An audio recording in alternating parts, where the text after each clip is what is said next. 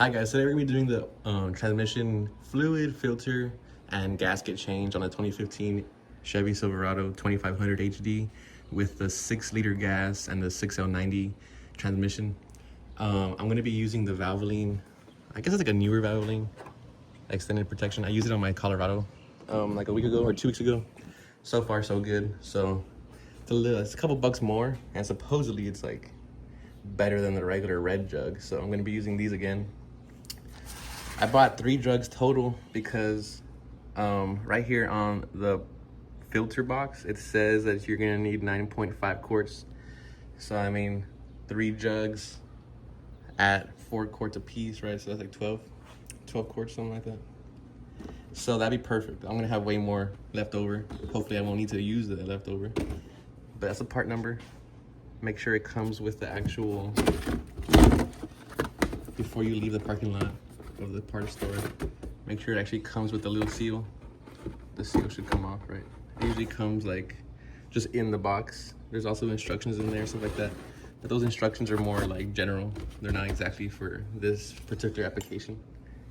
And then this is the filter, the actual seal for the pan on the bottom.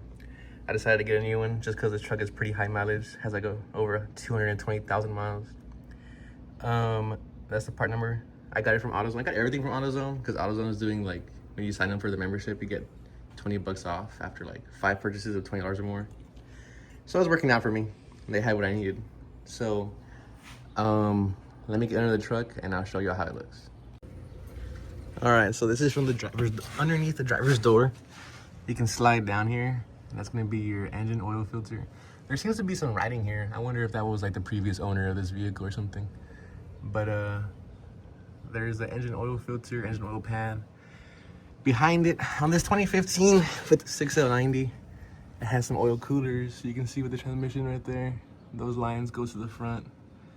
But this is the pan that you're gonna be looking at and wanting. The exhaust kind of swings below it.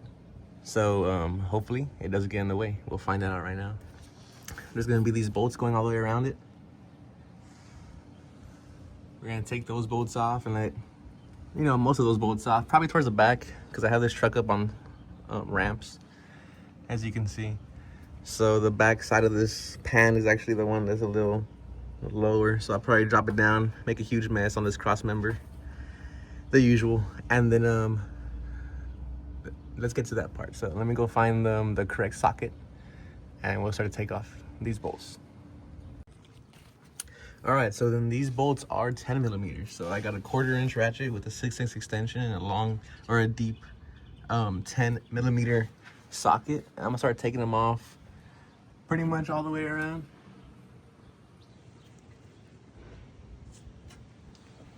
But definitely all these in the back. I'm gonna leave a couple down the side and a couple in the front to let this pan just tilt down and it'll leak out.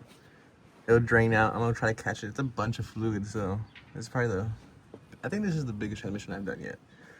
So I'm gonna catch it in here, and I have another one just in case.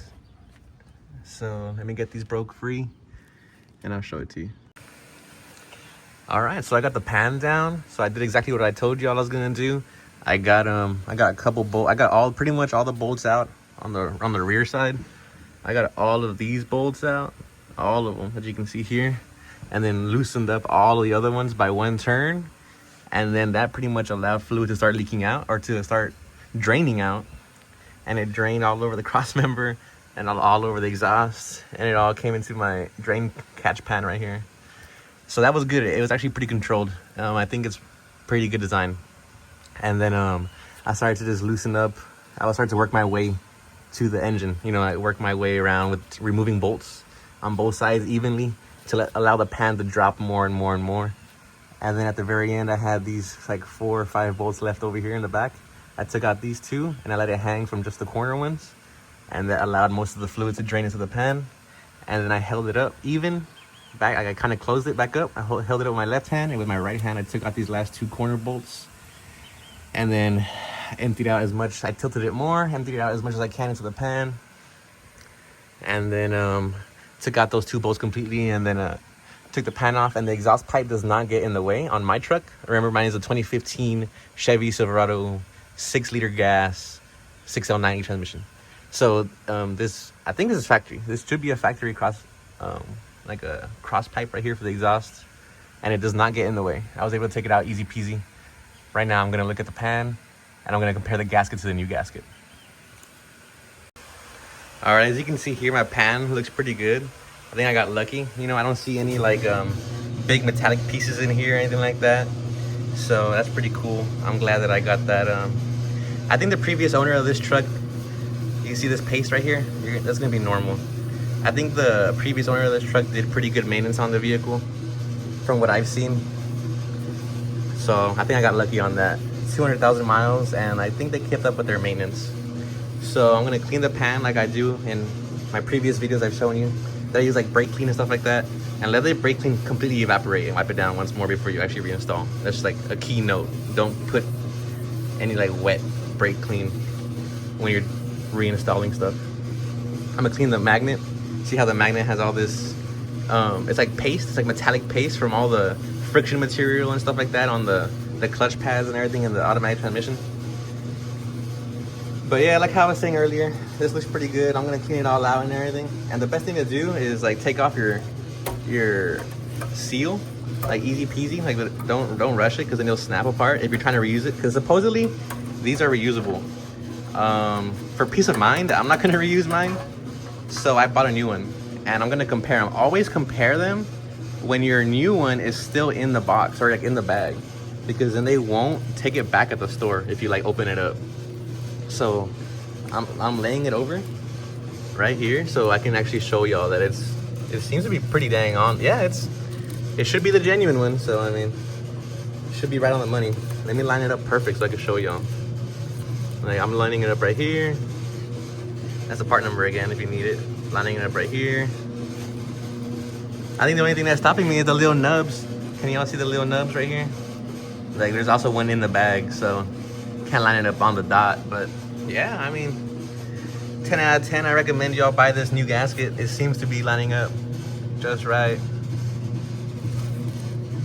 all the way around. Yeah, that lines up too, and that lines up as well. That's the part number. Got it from AutoZone. So let me clean up this pan.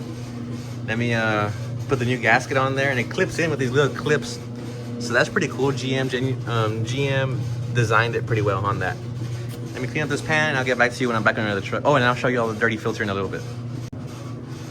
I actually just dropped my magnet and broke it into like a million little pieces. So heads up, don't drop your magnet after you just cleaned it perfectly and we're about to put it in the container and back in the pan. Just put it in the pan. Don't second guess yourself. All right, so I just had some breakfast and cleaned up my poor magnet. Look at that, the thing is broken. What a bummer. I was looking for a new one, like 15 bucks, and have to wait a couple days for them to arrive. So I'm gonna clean the outside of this thing. I think that's gonna be good. I mean, legit, like we have a filter, you know, so I cleaned these off, made sure there was no shards anywhere in here, and I made sure there's no shards on here. Like, I mean, they have jagged edges. Let me see if I can get you in on that. Yeah, they got jagged edges and stuff like that, but I mean, they're not breaking off. I already tried. So that was kind of a bummer. I like having my stuff perfect, and that is far from perfect. If you or anybody, as you know, knows a reason why I shouldn't have it like this, tell me. But I mean, we have a filter in there, so, and these are stuck to the pan. These are not gonna be flying around in there. So at the end of the day, I think this will be all right.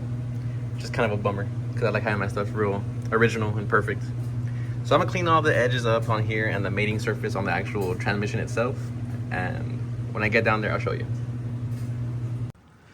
All right, so I pretty much cleaned my pan over there on the toolbox. Now I'm down here. I'm gonna be cleaning up all the mating surface down here. As you can see, you can totally tell where it's dirty and where it's clean. Right here. I'm gonna give you a good look at the inside of this transmission. Right here. It's not pouring out as much as I thought it would. We'll see what it's all about pretty soon here. I will measure it out soon. Dang, my napkin flew away. I'll get it right now. As you can see, this is what it looks like on the inside. All your valve body and everything like that in there. So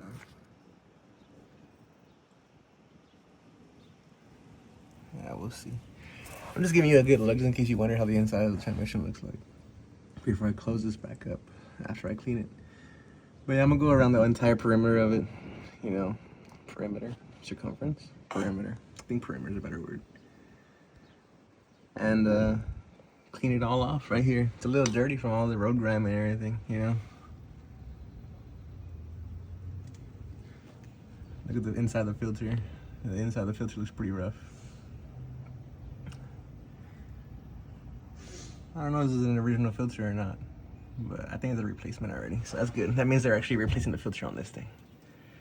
Next time I do this, I'm gonna have to remember to buy a magnet. All right, so I removed the filter, and this is a better look at the inside of this transmission right here. Look at that thing. Looks pretty good. I mean, can't expect it to look perfect because it's pretty old already. Where's it? 2015. It's 10 years old and 220,000 miles. So this is the interior look.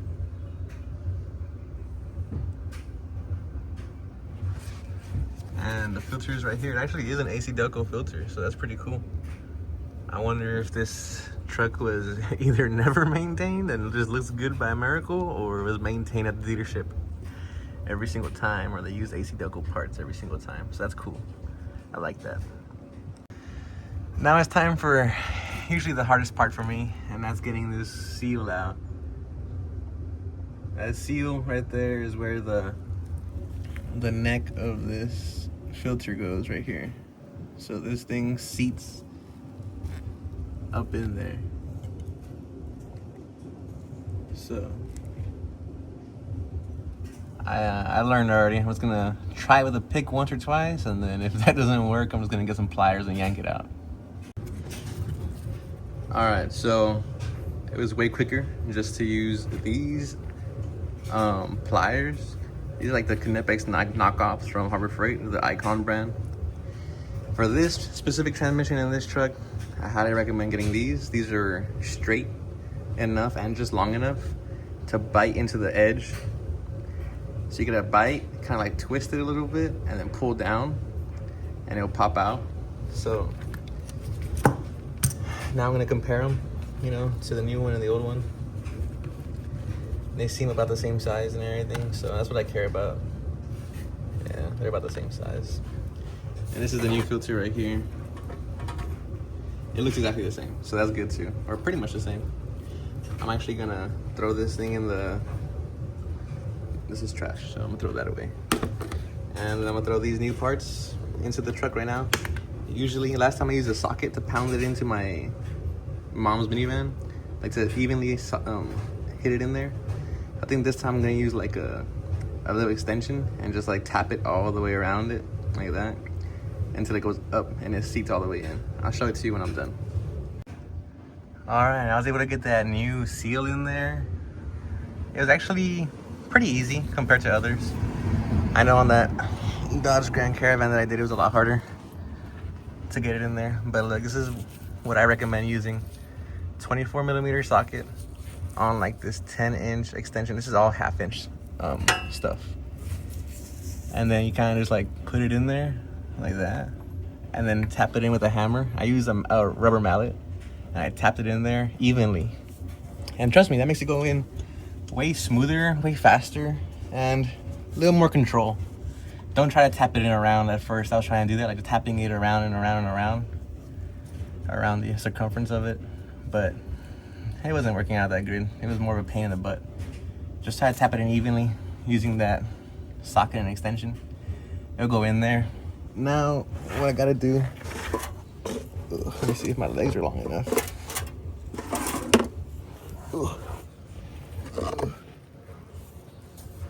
I'm gonna put this new filter in there. Let me see if I can do it one-handed. I can show y'all. So the filter, I like to get it like a little bit lubricated. There's enough fluid on my hands. See, on my gloves, it seems still lubricated. See, now it's nice and lubricated. Everything looks the same as the original one. As you can see, the original one's right there. It looks the same. So you actually just like line it up in the hole and you push it, and then you push it in there. I usually give like a little twist or two just to make sure. There, I already felt it click. It clicks in, or like it kind of like pretty much, there you go. It seats all the way in. Let me see if there we go. Like you can see how those plastic stands are kind of like already seated all the way in there. And it's gonna sit like that in there.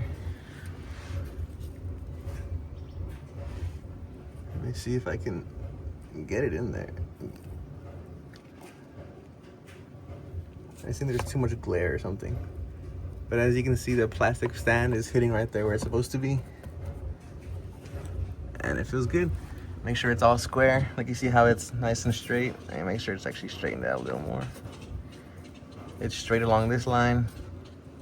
Straight along the back line. Straight along this line. Straight along this line. Now I'm ready for the new gasket. I already put the new gasket. It has a little like nubs on there to lock it in, so that's pretty cool. I'm gonna just throw it in on here and throw some bolts in, and I'll catch up with you. All right, so I got the pan back on here already. Everything went pretty smooth. I got all the bolts in there. Remember, it's a 10mm. I use a 1/4" ratchet, so I'm not breaking these bolts. They're super small bolts, guys. No reason to be going crazy on them. My preferred method is like a crisscross pattern. So like I do this corner, and then I'll do this corner, and then I'll do this corner, and then this corner, and I'll just keep doing like opposing sides. Like I'll do this side, then this side, and that side. Like I'll just do like opposing sides to get the gasket sealed in there pretty well, like flat, and then I'll chase it around one time. From this one, it was only once that I had to chase it around because it has that specific reusable gasket that's got rubber and metal in it, and those give a nice tight seal. They're like my preferred gasket. They give a nice tight feeling on the ratchet. You can feel like it just stops. Like they just stop. You're just using your ratchet, and if you've never done it before, an easy way to make sure you don't over tighten anything is like when you're tightening it. Let me just show you on the truck. When you're on here, just grab it from here. Grab it from like the actual head of the ratchet. Don't grab it from there. And just give it whatever you can give it from there, and then that means you're done. You know what I mean? Don't be killing these bolts here. Just do that, crisscross, and then chase them all the way around one time, and that's it. The pan is on there. I got my 3 pieces of magnet in there. Hopefully that's enough. Like I said, if you are like a pro mechanic or anything, and you know if that's a serious problem, let me know. I'll go buy a new magnet. But it was like a couple days of shipping, so I didn't care for that right now. I'm gonna throw some fluid in there and I'll show you that process. All right, so I'm gonna give you all one look at the fluid, the old fluid from my truck in the sunlight, so y'all can see how it looks. It's actually really dark looking. It has a red tint to it in real life. I don't know if it's showing up on the camera, but yeah, like here it shows up as pretty dark. If your fluid, when I was checking on the dipstick almost looked like it was a pale pink with some blackness to it, like on the edges of the stick. So if yours is looking like that, it's definitely time to change it. Like this one was already due. I know that for sure. It was already due, so I mean at 220,000 miles, I'm not really sure when the last time it was done, but now it's been changed, so that's cool. And it's gonna be nice and clean now. I'm interested in seeing what it's gonna be like. I doubt I'm gonna see any performance difference, but peace of mind is there. So, especially since I plan to haul with this truck, like it's not my daily driver. It's actually just to haul. So, yeah, peace of mind goes a long way. All right, so this is inside the owner's manual of the vehicle. How to check the automatic transmission fluid right here. It is best so you start with the engine on a level surface. So I'm doing it on my driveway, and keep it idling. Then you have it in park. I already have it in park, and the rest, put the parking brake. I already have my parking brake on. If you're feeling the brake pedal, move the gear shifter through each gear range. I already did that.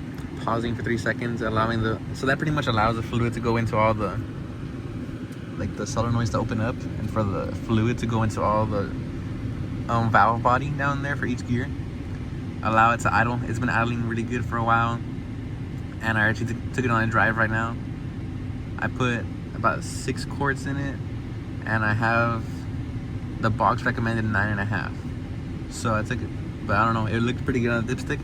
But I took it for a drive right now, and I'm gonna follow this procedure. Keep the engine running. Right here, use the transmission reading. senses if it's cold. Make sure you look at all that. There you go. Perform. I'm gonna be doing the hot check, so perform a hot check at the first opportunity.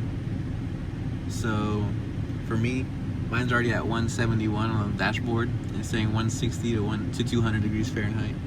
So I guess that's the operating temperature of this transmission. That's pretty high, 200 degrees Fahrenheit to me, but I mean, I guess that's pretty normal for this truck. I'm gonna check that right now with the dipstick and I'll show it to you. But I'm just trying to show you everything that the manual has so you don't have to look at it or look for the manual. Let me see if there's anything else. Yeah. This is for the 6-speed transmission, by the way. I don't know if that's important, but just so you know.